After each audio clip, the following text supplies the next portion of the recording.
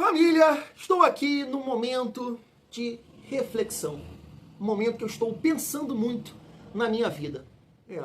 Porque tem uma galera que está quase me convencendo que no jogo de domingo contra o Santos era melhor o Vasco ter vencido por 1-0, sabe, aquele gol achado, bola parada, bate pra cá, bate ali, bate na canela de um e a bola entra. E depois disso, só dando Santos. Léo Jardim, herói da partida. O melhor goleiro do mundo.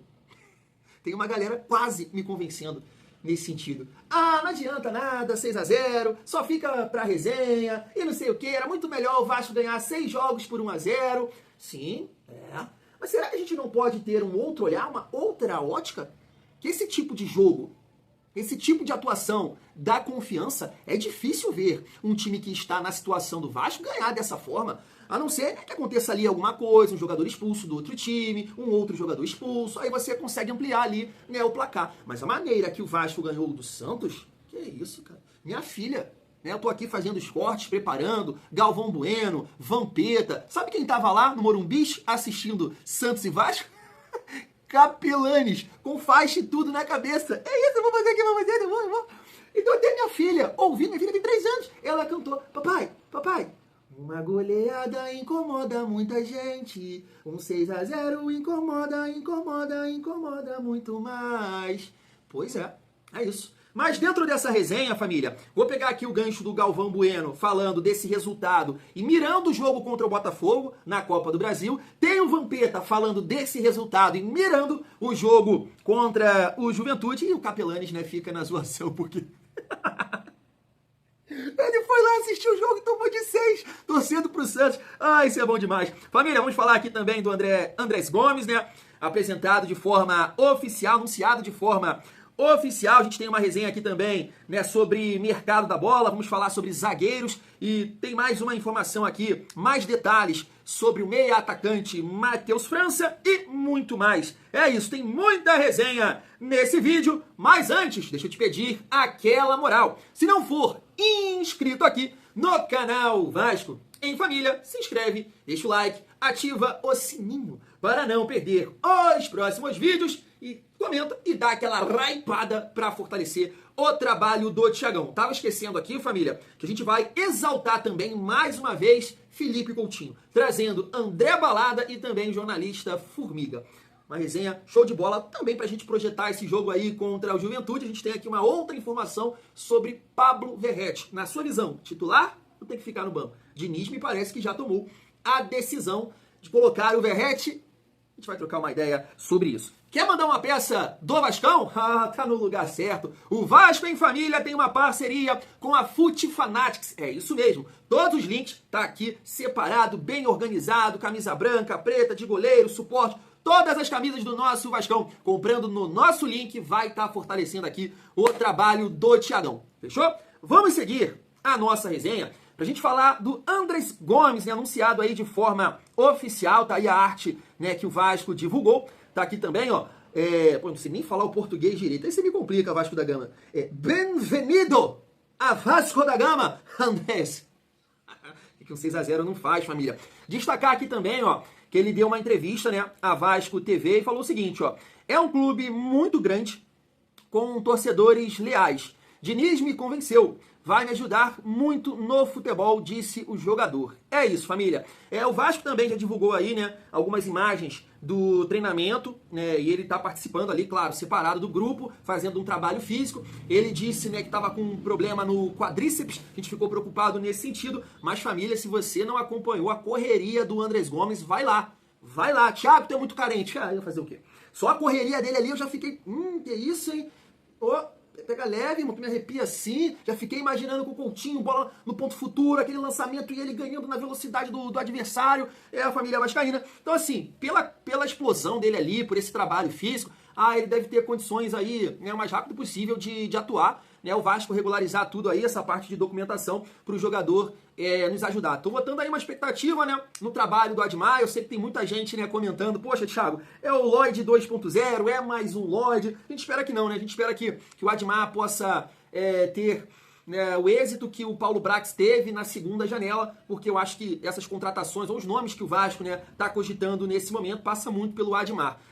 O Andrés Gomes, eu acho que é um jogador que, né, tem ali o aval, claro, do Diniz, né, o Admar com certeza passa o material para ele, mas é um nome indicado, né, pelo Admar. Vamos torcer para que o Andrés Gomes possa trazer essa característica de velocidade, do drible, né? Ele vem falando com muita personalidade, que gosta de fazer gols, bate com a perna direita, bate com a perna canhota, ajuda defensivamente, então é tudo isso, né, claro, esse pacote aí que a gente precisa, família. Seguindo a nossa resenha, cara, eu tava vendo essa postagem aqui do R10 Score, é isso aí, né? Falando sobre o Lucas Piton, achei muito interessante aqui, ó. Defensores no Brasileirão, desde a estreia de Piton no Vasco. O Piton tem 14 assistências, né?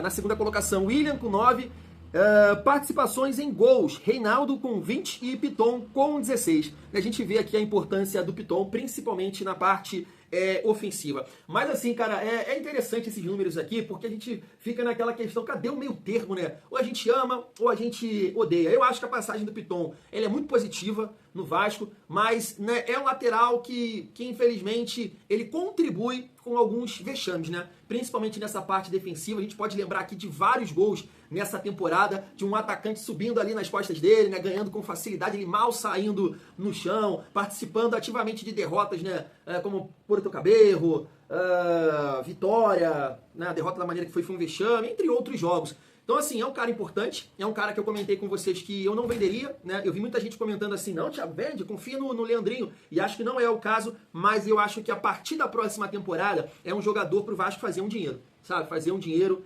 e seguir o rumo dele aí para a Europa. Mas não dá para negar que ó, os números mostram, né, que o Piton é um cara importante aí no Vasco, família vascaína. Mas tem esse lado, eu acho que é muito mais uma opinião da emoção, né, do que realmente da razão, sabe? Mas eu acho que ele tem que seguir o rumo dele, minha opinião. Eu prometi para vocês aqui que eu não vou me enganar.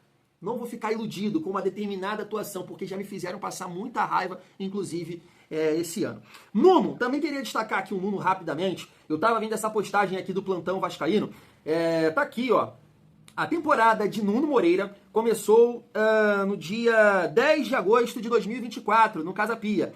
Desde então, o atacante português acumula os seguintes números: 55 jogos, 14 gols, 9 assistências, né? A página tá até pontuando aqui, né, que o Gasro nunca tinha feito tantas partidas em uma única temporada em toda a sua carreira. Família, nesse jogo contra o Santos, eu Thiago, tive essa percepção. Não sei se vocês tiveram, mas eu achei assim o Nuno, né? O Nuno tá cansado, cara. Eu acho. Ele não tá com aquela intensidade que ele chegou no Vasco, né? Aquela mobilidade. Acho que a perna tá pesada assim, mas é um cara de muito refino, de muito recurso técnico.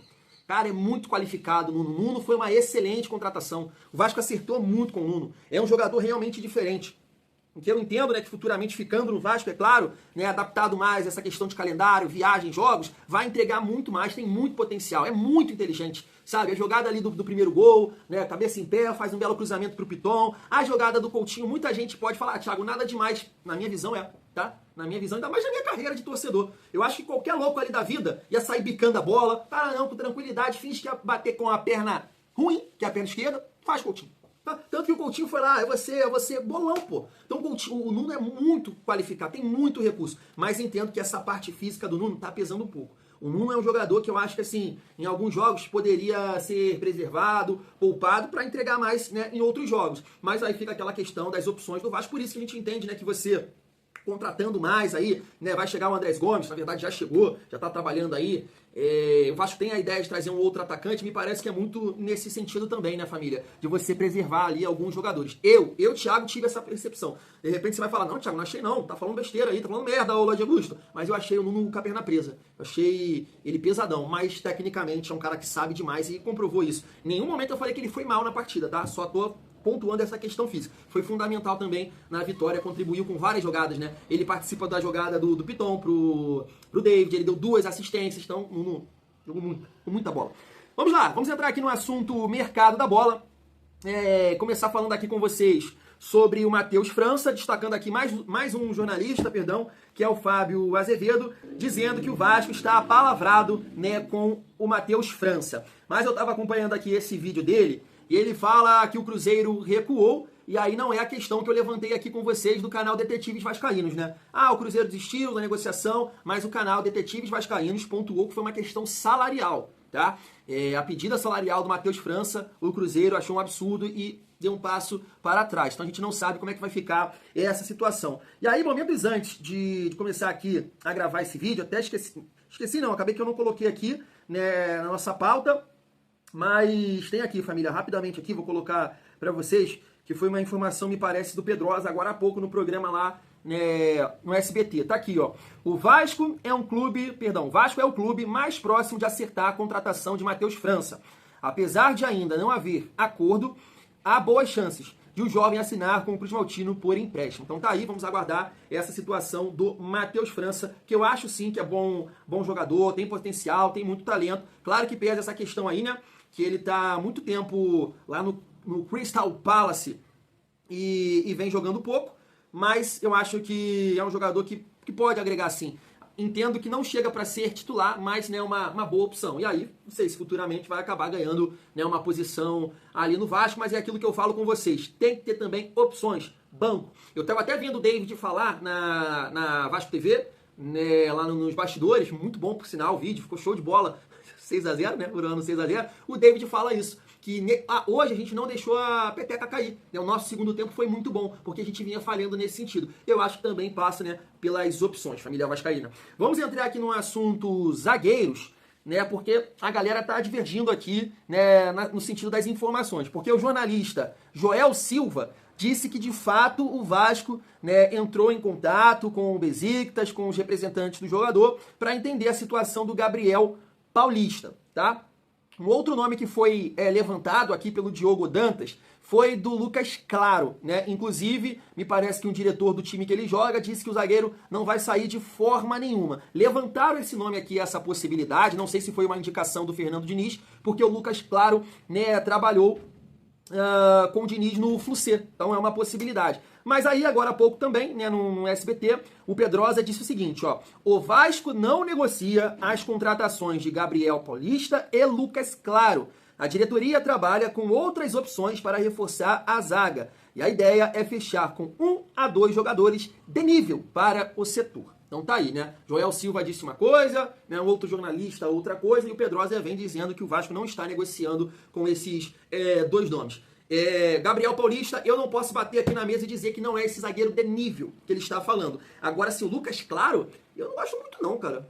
Será que o Diniz pediu ele? Eu não sou muito fã não, lembro dele no Curitiba, no próprio Flucê, não sou muito fã não, família. Mas vamos ver se o Vasco de fato vai conseguir contratar um né, ou dois zagueiros. Um tem que chegar, né? Porque o João Vitor saiu e a gente não pode se enganar com a boa partida, claro, que o Hugo Moura e o Freitas fizeram diante do Santos, mas né, tem que contratar, tem que reforçar. E aí, família, pra gente projetar a sequência do Vasco, né, trazendo aqui algumas opiniões, vamos lá, eu quero começar aqui primeiro com o Felipe Coutinho, é isso mesmo, trazendo aqui o André Balada e também o Formiga, falando sobre o nosso Camisa 10. Olha só.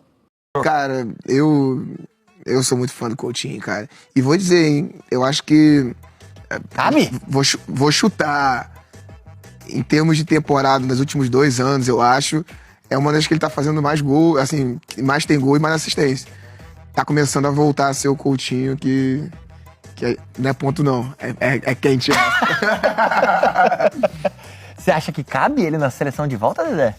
Cara, se jogar o que vem jogando e se pegar um treinador que entenda a forma dele jogar e botar pra jogar e tirar... Cara, não tem como ele ficar de fora não, cara. É o melhor jogador de mais qualidade que a gente tem no Brasil, pô. Tá maluco? Não tem como ele ficar de fora. Aí, assim, jogando com craque, né? Ah lá, fica craque também. Tietchan foi e imitou, ó. Preparar para falar especificamente de Felipe Coutinho. Coutinho teve mais uma ótima atuação na temporada. No todo do ano, são 8 gols e 3 assistências, ou seja, ele se envolveu em 11 gols na temporada. E isso remete à última grande temporada do Coutinho. Assim, há 2 temporadas atrás, ele também fez 8 gols e deu 3 assistências. Só que agora a gente está falando ainda de agosto. Você vai ter pelo menos 3 meses ainda, basicamente, de Felipe Coutinho podendo ampliar esses números. E aí, tudo indica que o Coutinho vai bater a sua melhor temporada em números desde 19-20 no Bayern de Munique, que nem titular ele era, mas uma equipe que produzia tanto ali, que o Coutinho acabou tendo números bastante interessantes. Agora, ele tende a, estatisticamente, ter a melhor temporada dele desde então.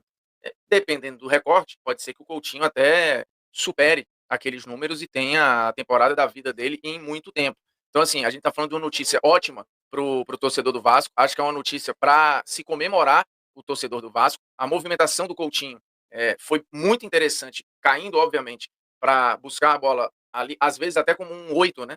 E caindo para associar aqui do lado esquerdo, um lado esquerdo muito forte com o Nuno, às vezes com o David e tal. Ainda tinha as ultrapassagens do Piton, que também fez um grande jogo. Então, o Santos ainda deu o azar de muita gente do lado do Vasco, tá num dia muito iluminado e quase todo mundo do lado esquerdo ali, né? Sobrecarregando o Mike, sobrecarregando basicamente todo mundo ali, porque o Piton jogou bem, o David jogou bem, o Coutinho jogou bem, o Nuno jogou bem, ele caía muito por aqui, né? Se você olhar o mapa dele, você vai ver ele mais preenchido até desse lado. Mas hoje ele foi um cara com muita liberdade para agir. O David caindo e explorando muito esse corredor. O Coutinho, como eu já mostrei. O Piton num jogo muito equilibrado, de um lateral que fez 1-0 e que de fato abriu o caminho para essa goleada absurda. Já disse, a maior derrota como mandante do Santos na história do Brasileirão.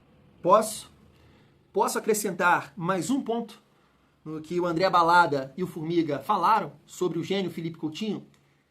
Faça isso mais vezes, porque você pode sim sonhar com seleção brasileira e você, tendo esse nível de atuação, eu sei que o nosso Vascão vai estar mais próximo das vitórias.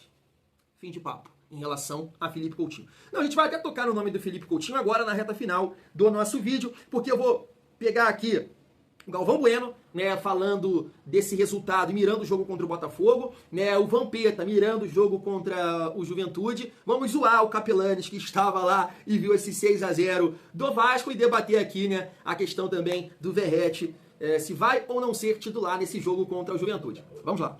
Eu lembro daquela declaração do presidente do Santos, Marcelo Teixeira. Na primeira rodada do Campeonato Brasileiro, quando o Santos não vence o Vasco lá em São Januário, aqui não podia ter perdido pontos e tal, deixamos de ganhar 3 pontos. É uma desconexão com a realidade gigantesca, né? E a grande verdade é que vamos mandar o Kleber Xavier embora, vamos atrás de outro treinador, vamos transferir a responsabilidade, o discurso de sempre, né? Mas a grande verdade é que o problema do Santos está muito distante, além do treinador, né? Faz tempo. Até o Neymar chorou. Fazer o quê? O Vasco Deixa eu só terminar, a história do Vasco. Foi um grande momento do grande Vasco da Gama. E a torcida tem acompanhado, tem lotado os jogos, e nós vamos ter um confronto muito interessante de Copa do Brasil, de Vasco e Botafogo. Vamos ter um confronto muito interessante nessas quartas de final, de Vasco e Botafogo. Vamos ver se esse resultado... Porque isso traz o time, não traz, Vanderlei? O negócio dá uma acendida, né? Só não sei se o Vasco tem todo esse time para poder. Mas aquela alegria sempre, né? Isso aconteceu, né? Esqueci esse 6-0 por muito tempo, né? Principalmente a situação do Vasco. O Vasco foi, como o Vasco falou, pode ser que fez 6 e no meio de semana pega o Juventude de Caxias, que tá ali na zona de abaixamento. E o Juventude tá jogando bem em casa, né? Massacrou o Corinthians, empatou com o Vitória, a chegada do Carpini. O Carpini já conhecia o Vitória, foi buscar os 2-0 perdendo lá no Barradão. Vai ser um jogo duro pro Vasco, né? A cada 3 dias o futebol proporciona isso, só que o Santos não tem mais esses 3 dias. Ai, Vascão, amanhã, vamos, Vascão. Mas assim, família, deixa eu começar com a visão ali do Galvão Bueno, né? Que elogiou bastante a atuação, a vitória do Vasco. Realmente o Vasco jogou muita bola. A gente olha para esse confronto aí contra o Botafogo. Inclusive, eu encontrei no domingo um dos botafoguenses que eu conheço, né? E assim, é um botafoguense de um modo geral, muito confiante, né? Para esse confronto. Eu entendo que esse resultado contra o Santos dá uma confiança, né? Para os atletas. Mas claro, né? Que Botafogo hoje, em comparação ao Santos, é um outro jogo, é um outro estilo, é um time mais físico, é um time que marca melhor que o Santos. Então tem tudo isso. Mas, cara, foi um resultado importante nesse sentido de dar confiança pro time. O Vasco pode apresentar o melhor futebol e pode conseguir resultados através desse futebol. Então, assim, a gente vai para esse jogo aqui contra o Botafogo, principalmente, né? O Vasco conseguindo aqui bons resultados contra a Juventude e Corinthians, muito confiante, pô. Muito confiante, eu tenho certeza disso. E claro, é aquele papo do Homem-Aranha, com grandes poderes vem grandes responsabilidades. né, esse tipo de atuação do Vasco, se o Vasco também tiver uma boa atuação contra a Juventude e Corinthians, você pode ter certeza que o olhar do Botafogo muda, né? De repente poderia ser, a gente vai aqui sustentar e vai, né, ganhar, como foi, né, nesse jogo que o Vasco acabou perdendo em Brasília. O Botafogo não fez muita força para ganhar do Vasco. Essa é a realidade. Então, mantendo esse nível de atuação e de bons resultados, você pode ter certeza que o Botafogo tem um outro olhar, vai entrar muito mais atento. Mas, como eu disse, eu tô confiante, cara. Eu tô confiante, eu acho que não é essa moleza toda, não, que essa galera aí tá achando. Em relação ao jogo contra o Juventude, Capelanes eu nem vou falar nada, que só a cara dele já, né, foi maravilhoso aí. Só passei pra vocês por tudo que ele falou, né, no ano passado e capaz de nem subir, né, esse ano. Mas o Vampeta é um dos comentaristas que eu achei muito assim engraçado, cara, esse papo dele. O Thiago Leifert, que eu acho que é um cara, né, bem equilibrado também, falou sobre isso. Que não muda muito, né, o Vasco tá numa situação ainda difícil. O Flávio Prado também falou, não adianta, 6-0, que não sei o que. Gente, é muito engraçado. Se fosse ao contrário, se fosse o Corinthians, né, como um Vampeta que eu tô destacando aí, ganhando dessa forma, com certeza teria um outro tipo de avaliação. Por que eu tô falando aqui? A maneira que o Vasco ganhou do Santos não foi daquele jeito que acontece aí, né, que assim, as goleadas aparecem, jogador expulso, um fubá ali, um erro aqui de um goleiro e mais um jogador acabou sendo expulso, sabe? Né, uma partida totalmente atípica. Não foi. Eu sei que o resultado é surpreendente. Mas a maneira que o Vasco se comportou em campo, botando o Santos na roda, isso eu acho que a gente tem que ter um olhar que, poxa, aqui, dá pra ir. Vamos lá, o Vasco pode conseguir bons resultados jogando dessa forma. Era o que a gente falava aqui há muito tempo, né? O Vasco, pelo menos, eu tinha esse discurso. O Vasco tem a cara de um time rebaixado, não porque ele não estava jogando nada. Nunca falei isso aqui. É porque tinha chance de ganhar os jogos, não conseguia cravar e depois tomava o gol. Grêmio, Mirassol, Internacional, o Vasco teve várias chances ali antes de marcar o gol e não fez. Teve mais o RB Bragantino, o Vasco perdeu 1 trilhão de chances e perdeu o jogo. Então, se a gente conseguir traduzir, né, o nosso bom futebol nos resultados, e claro, eu acho que parte desse princípio também, você jogando bem, né, você tem mais chances de conquistar os resultados. Foi o que aconteceu com o Santos, né? Conseguiu ganhar do Flamengo, ganhou do Juventude e ganhou do Cruzeiro. Mas jogando muito mal, o Brasão sendo o herói, né, lá contra o Cruzeiro, principalmente no primeiro tempo, o que aconteceu? Tomou de 6 do Vasco. Então a gente não pode ter esse olhar, tem que ter esse aí que não adianta nada, não traz uma confiança pro grupo, pro trabalho do Diniz, um 6-0 da maneira que foi. Eu sinceramente não estou falando aqui que o Vampeta e a galera que tem esse discurso, essa teoria, tá falando merda não, porque de fato, o Vasco tá numa situação difícil, mas um 6-0 da maneira que foi não traz confiança. Pô, sei lá, minha família vascaína é complicado. E aí, né, só pegando o gancho dessa partida, tô mostrando aí pra vocês, né, a apuração do canal na torcida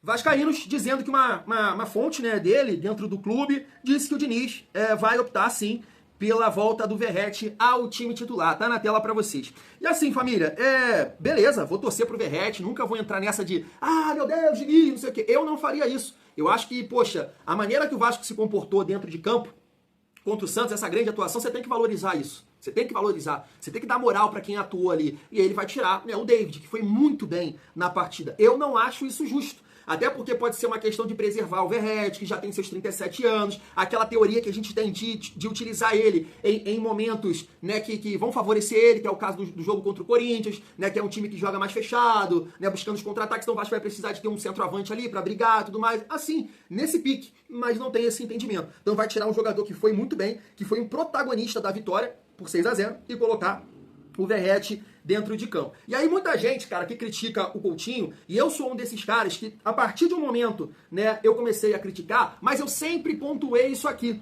Sempre pontuei. E a gente viu o Neymar também, né? Porque muita gente estava comparando, o Neymar lá fez isso, fez aquilo e o Coutinho não consegue fazer. Olha a dificuldade que o Neymar teve. Por quê? Por ter companheiros com pouca condição física, velocidade, movimentação. Então, quando o Diniz deu isso pro Felipe Coutinho, olha a maneira que ele se comportou. Porque fisicamente o Coutinho é um jogador frágil. Mas se você conseguir associar, né, jogadores com recurso com ele, vai sair coisa boa. O Thiagão, fala isso aqui há quanto tempo? Coutinho e Verratti, eles não casam, eles não combinam. Então, quando o Verratti tá em campo, cara, é difícil você tirar o melhor do Felipe Coutinho. Pode acontecer como aconteceu contra o São Paulo. O Felipe Coutinho foi muito bem e o Verratti estava em campo, mas é mais difícil.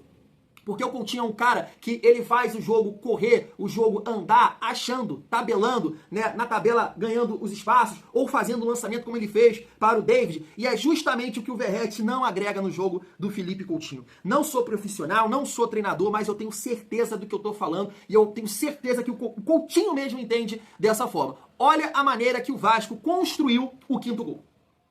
associando, ganhando os espaços, tabelando. Você acha que o Verratti é capaz de fazer isso? Não é.